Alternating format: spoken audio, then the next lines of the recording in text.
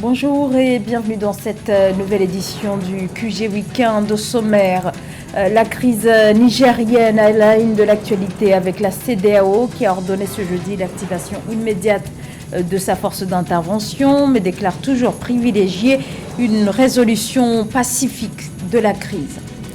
Au Sénégal, les tensions politiques des derniers mois et leurs conséquences sur l'économie, marquées par un certain ralentissement principalement observé dans le secteur primaire. Adoption au Mali d'un nouveau code minier. Le texte porté par le Conseil national de transition entend renforcer les intérêts nationaux et favoriser le financement du développement local. Les chefs d'état-major de la communauté économique des États de l'Afrique de l'Ouest devaient se réunir ce samedi au Ghana, soit 2 jours après la décision de l'organisation d'intervenir militairement au Niger, où le président Mohamed Bazoum est toujours séquestré par les putschistes. La rencontre est finalement reportée sine die. Des sources militaires régionales invoquent des raisons techniques. Cette rencontre devait permettre aux chefs d'état-major de faire part des options au sujet de la décision d'activer et de déployer la force en attente. Nous ordonnons le déploiement de la force d'attente pour rétablir l'ordre constitutionnel de la République du Niger. Par ces mots, la CEDEAO a en effet acté jeudi la décision de mobiliser ses forces dans le cadre d'un projet d'intervention militaire au Niger destiné à rétablir le président Mohamed Bazoum dans ses fonctions. L'organisation ouest-africaine, qui espère toujours parvenir à une résolution pacifique de la crise, n'a par contre donné aucun détail au sujet du calendrier, ni sur le nombre ou l'origine des militaires qui composent sa force en attente, créée en 2004 sur la base de la brigade de surveillance du cessez-le-feu. Marie-Raphaël Antolo. Suite au sommet organisé pour restituer l'ordre constitutionnel au Niger, tenu le 10 août 2023 à Abuja au Nigeria, la communauté économique des États de l'Afrique de l'Ouest a donné son feu vert pour une opération militaire au Niger avec l'objectif de restaurer l'ordre constitutionnel après le coup d'État du 26 juillet. La force en attente de la communauté ouest-africaine est déjà intervenue à plusieurs reprises au Libéria au cours de la première guerre civile qui a secoué le pays, puis en Sierra Leone et en Guinée-Bissau au cours des années 1990. En 2013, cette force militaire a été déployée à Bamako au Mali pour combattre les djihadistes d'Al-Qaïda. La dernière intervention de la force en attente de la CEDEAO remonte en janvier 2017 avec l'opération Restaurer la démocratie destinée à forcer l'ancien président Yahya Jammeh à céder le pouvoir à Adama Barrow, élu lors de la présidentielle gambienne. L'organisation ouest-africaine avait alors mobilisé un contingent de 4000 hommes au début de l'opération. La conférence ayant noté que tous les efforts diplomatiques entrepris par la CEDEAO pour résoudre la crise ont été repoussés avec défiance par les dirigeants militaires de la République du Niger, ordonne le déploiement de la force en attente de la CEDEAO pour le rétablissement de l'ordre constitutionnel en République du Niger. Suite au premier sommet tenu le 30 juillet, les chefs d'état-major de la CEDEAO avaient défini les contours de cette intervention militaire, une planification achevée le 4 août 2023. Avec un effectif de plus de 135 000 militaires actifs en 2023, l'armée nigériane pourrait mobiliser le contingent le plus important. Les autres pays vont apporter chacun leur contribution en matière de logistique et d'équipement. Le président de la Côte d'Ivoire, Alassane Ouattara, a quant à lui indiqué qu'il fournirait un bataillon de 850 à 1100 hommes aux côtés du Nigeria et du Bénin notamment. Les chefs d'État ont marqué un accord pour le déploiement des troupes d'un certain nombre de pays, dont la Côte d'Ivoire.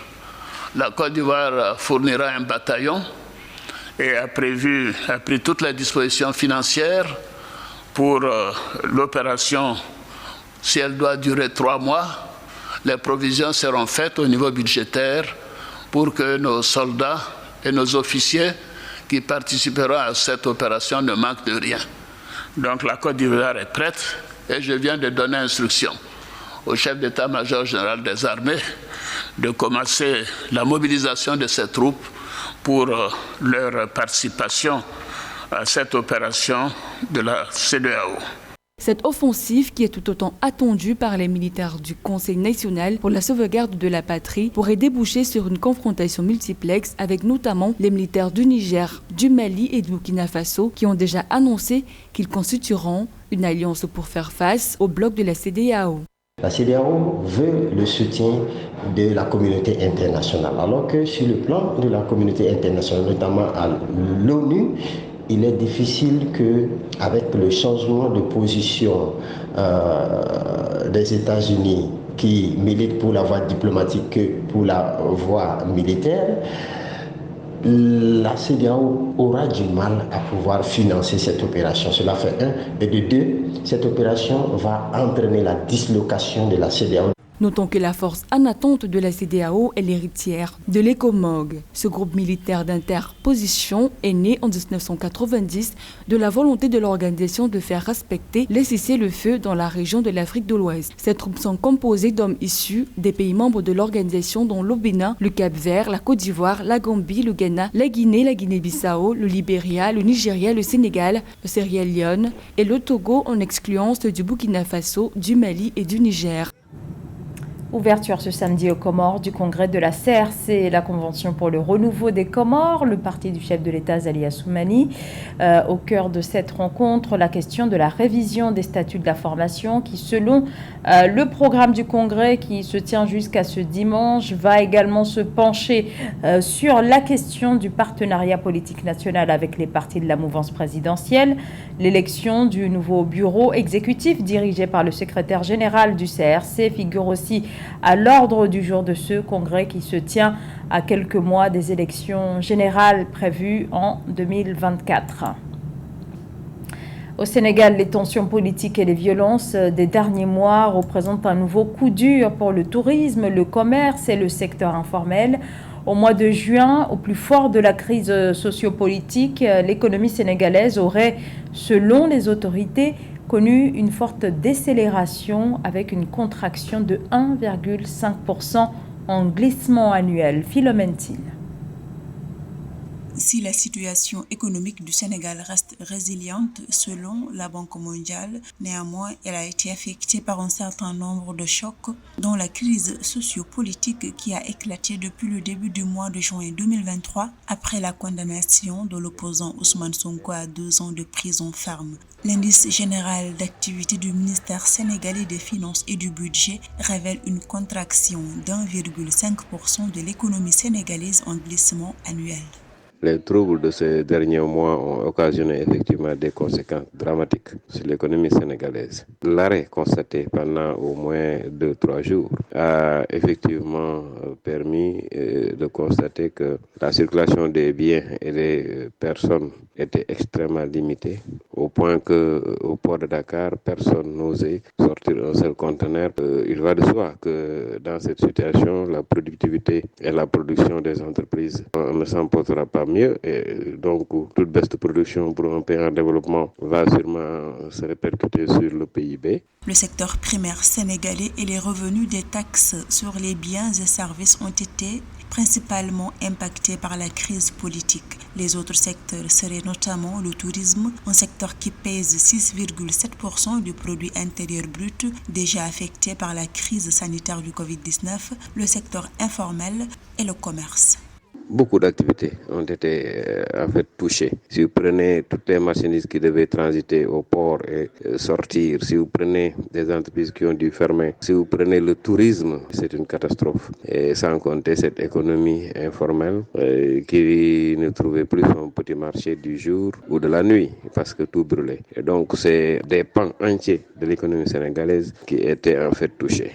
Par ailleurs, après avoir ralenti à 4,7% en 2022, la croissance économique du Sénégal devrait rebondir à plus de 5,3% en 2023, en partie sous l'effet de l'émergence de son secteur gazier et pétrolier, selon le Fonds monétaire international. Toutefois, ces performances pourraient être compromises par le report à 2024 du démarrage de la production du pétrole au Sénégal. Le Mali se dote d'un nouveau code minier. Objectif des autorités de transition à travers les nouvelles réformes, faire en sorte que l'industrie minière contribue beaucoup plus qu'aujourd'hui à l'activité économique du pays en grande difficulté. Le nouveau code prévoit ainsi plus de garanties pour les acteurs nationaux du domaine minier. Joël Ballot. 2 nouvelles réformes minières soutenues à l'unanimité au Mali. Le mardi 8 août, un nouveau code minier et une loi portant sur le contenu local ont été adoptés par les membres du Conseil national de transition. Ce nouveau texte de loi, qui vise à accroître les recettes publiques du Mali, devrait porter la contribution des mines à 20% du produit intérieur brut contre 9% actuellement. Ce code minier va mettre au centre du jeu l'État et les investisseurs locaux qui vont voir chacun ce qui le concerne, sa part dans les exploitations minières augmenter. Et autre élément intéressant économiquement parlant, les exploitants vont être encore beaucoup plus dépendants de l'État, dans le sens où ils ne peuvent plus exploiter sa extinction du minerai, les mines qu'ils ont aujourd'hui, à leur charge. Les nouvelles dispositions attestent notamment que l'État pourra désormais détenir jusqu'à 30% d'intérêt dans les projets miniers, contre 20% dans le code de 2019. La nouvelle loi maintient la participation gratuite du gouvernement à 10%, mais permet à l'exécutif d'acquérir 20% d'intérêts supplémentaires dans les 2 ans, suivant l'entrée en production commerciale des mines. Avec ces nouvelles réformes, le Mali s'attend à générer des revenus annuels supplémentaires d'au moins 500 milliards de francs CFA. C'est un gouvernement qui a mis en avant le souverainisme, c'est un gouvernement qui dit le Mali aux Maliens, et à travers ce code minier, il dit voilà, jusque-là, mes chers compatriotes, des étrangers venaient exploiter nos minerais et nous n'en bénéficions quasiment pas. Et aujourd'hui, grâce à ce nouveau régime qui est installé, grâce à ce nouveau code, nous les Maliens, nous accaparons, nous reprenons le contrôle de notre bien. Au Mali, le secteur des mines dispose de ressources souterraines telles que la bauxite, l'or, le fer, le cuivre, le phosphate, ce qui fait du secteur minier malien l'un des plus pourvoyeurs d'emplois. Aussi, après l'annonce de la création d'une société publique minière, le Mali, 3e producteur d'or derrière l'Afrique du Sud et le Ghana en Afrique, pourrait ouvrir la voie à une reprise du processus d'octroi des titres miniers. Les échanges de dettes contre nature, ce sont ces techniques financières qui visent à réduire la dette d'un État contre son engagement à dépenser une part de cette réduction pour protéger l'environnement. Alors cette semaine, le Gabon s'est lancé dans ce processus dans le cadre d'un accord dans lequel le pays d'Afrique centrale a pu racheter une partie de sa dette extérieure en échange de son engagement en faveur de l'environnement. Nathalie Mo.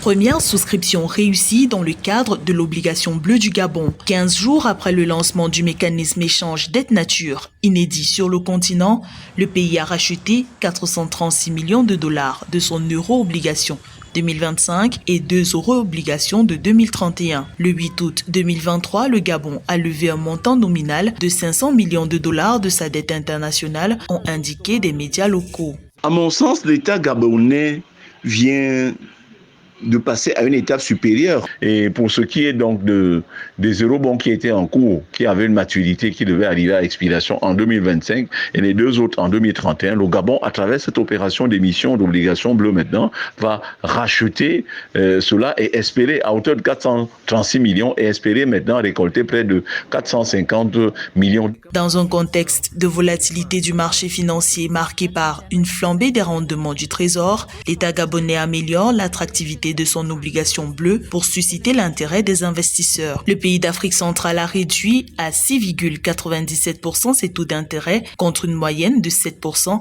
sur les titres publics de même nature. Le Gabon fait partie quand même du top 3 des pays qui se sont aventurés dans l'émission de cet instrument financier parce que même le groupe de la Banque mondiale l'a mis sur le terrain il n'y a pas encore très longtemps. La dette classique du Gabon, telle que notée par l'un des big three dans le domaine de la notation financière internationale, j'ai pris et j'ai cité Moody's, est moins coté que l'euro-obligation qui vient d'être émise par le gouvernement gabonais.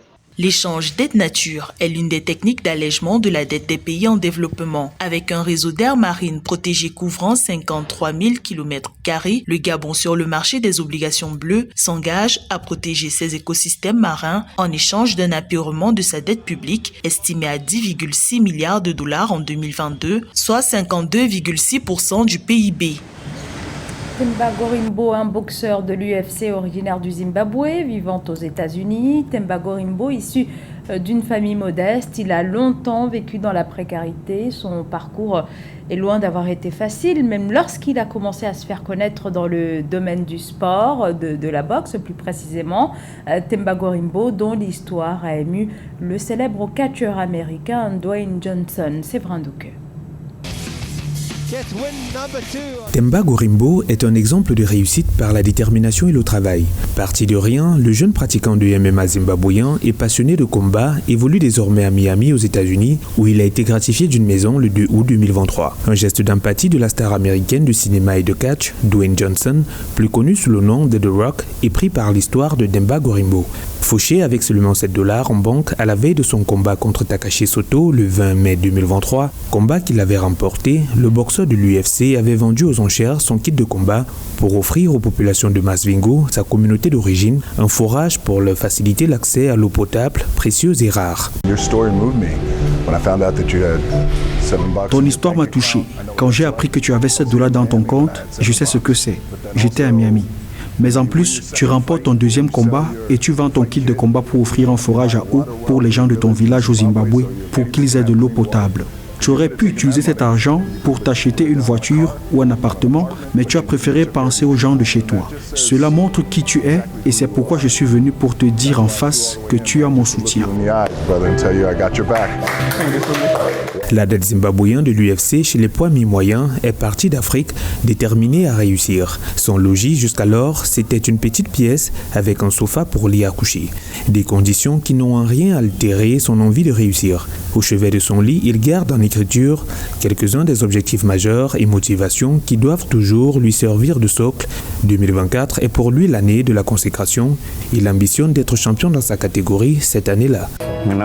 Ça, c'est mon journal intime. Champion 2024. C'est l'année où je veux devenir champion de l'UFC et c'est l'année prochaine. À 32 ans, Temba Gorimbo peut désormais voler vers la réalisation de son ambition sportive, entouré de sa petite famille. Avec un style de combat très polyvalent et dynamique, Temba Gorimbo, surnommé The Answer, jouit d'un palmarès de 11 victoires et 4 défaites, dont 6 victoires par soumission et 1 par KO. C'était le journal de la rédaction. Merci de votre fidélité. L'information continue sur Africa 24.